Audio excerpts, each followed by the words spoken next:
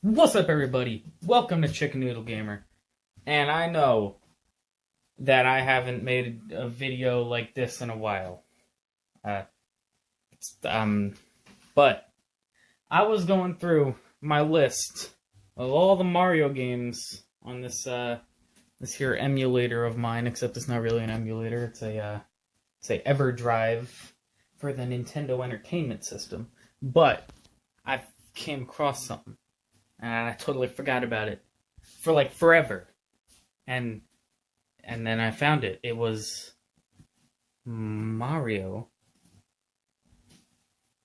Time Machine. It was Mario's Time Machine.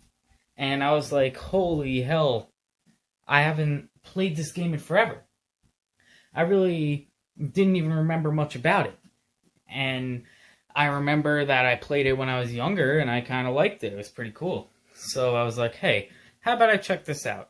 So I booted up the game, and I looked up a key because I didn't want to have to go through the whole annoyances of just skipping around time periods, because that was like one of the few things I did remember from the game. And then I beat it, and it only took me like a half hour, because it's a very short game. And it kinda sucked. So this is my review of Mario's Time Machine for the Nintendo Entertainment System. And no, I'm not going to do the Super Nintendo one because I've tried playing that one before. I honestly don't even know how the fuck it works. So let's get into the NES. So, Mario's Time Machine. This is a educational game, as everyone knows. Or mostly everyone, probably. And it's got a pretty simple story. Bowser stole a bunch of shit from a museum, and Mario has to go and return all the artifacts. But as a side thing, Bowser stole Yoshi, so Mario has to go and save Yoshi, but he can't until he returns all the artifacts. So you gotta do all your learning before you can go and defeat Bowser. That's pretty much the story. Very simple. So this is the museum. It works as kind of a hub world for the multiple doors. You go in a door and you have to take out 3 Koopa Troopas in a Mario Bros. Arcade game kind of style. Except the only problem is you can't die. What is it about educational games? Mario games. It happens in Mario's Time Machine for the NES and SNES, and Mario's Missing for the NES and SNES. You don't die. I don't know what it is. Is it that they don't want you to have fun? Is it that they think that people who play these games are absolute idiots and they're gonna die every 2 freaking seconds if they allow you to die? I don't understand the logic in that. But, you know, bad game, so bad rules, I guess. So after you kill the 3rd Koopa in every level, you get an artifact. And then you bring that artifact over to the time machine, and they give you a selection of 14 dates. And you have to choose the right date, and you'll get warped to that timeline. If you guess correctly, then you get into the level, and you just gotta head over to the correct space, and you gotta place the artifact by hitting select and start. But there are also these enemies that don't hurt you, and these little hint boxes with the eye. If you hit them, you get a hint onto where you are.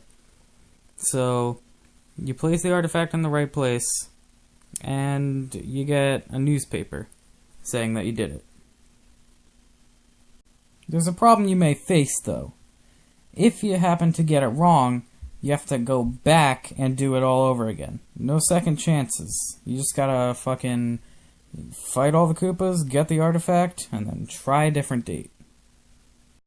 Now that gets real tedious really fast. Because killing the Koopas may be fun at first, and it may even be fun like 14 times.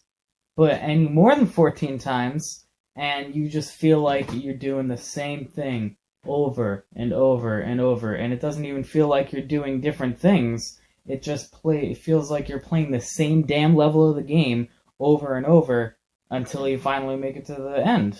And that is never good for a game. And since there's 7 doors, but 14 artifacts, naturally you would have to go in each door twice.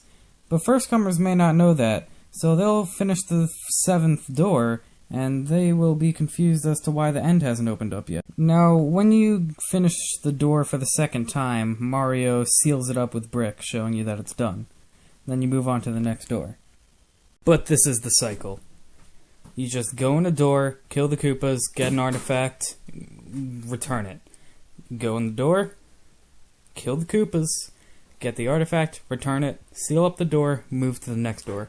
It gets very repetitive around the 3rd door.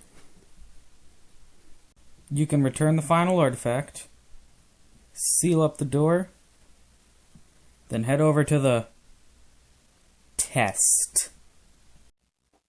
That's right. Before you can fight Bowser and get this stupid game over with, they make you take a 3-question quiz on all the places you went to. And if you get a question wrong, they force you back to that point in time so you could look at the hint blocks so you can answer the question, but when you come back, it's not the same question, it's a different question. So there's really no point in even going back to the time. It is the stupidest thing ever. I get why they did it. It's a friggin' educational game. Of course, there's going to be a stupid test at the end. But can't we just fight Bowser? Because that's what we want to do. We want to fight Bowser. You finally get the last question right, and you get to go and fight Bowser. So let's head in the door. Now, this is by far the best part of the game, and that's not saying a lot. This is the absolute worst Bowser fight ever. This is the only time you ever see Bowser in a shell, and it looks like the stupidest thing you've ever seen.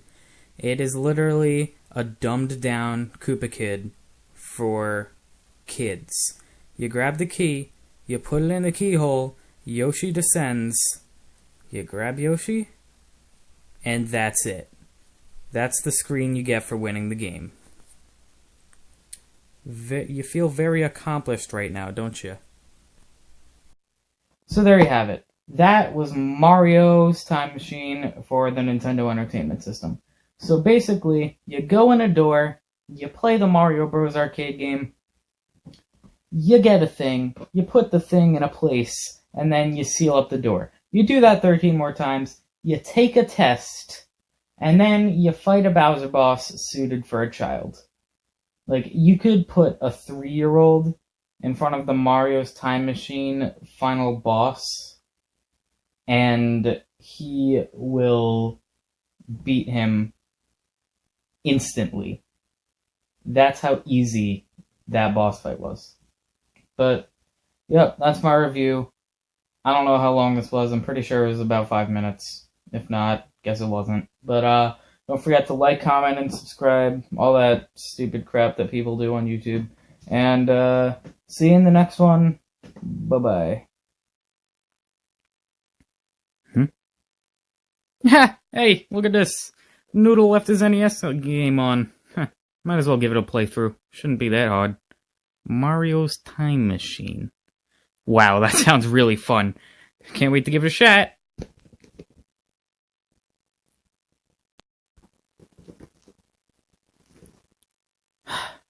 Jeez. Alright. Did it. Huh. You know what? That game, like, the Bowser boss and just, like, the entire game, I mean, really, to be honest, it was the best game I've ever played! That was, like, an awesome boss fight, so, like, thought out and well thought out, and, like, I wouldn't even be able to think of something like that. Like, oh my god, I gotta go tell Noodle about this. Like, he just found a hidden gem. This is the best game ever, and I haven't even heard of it. I'm all about the classic games. Oh god, Noodle's gonna love this.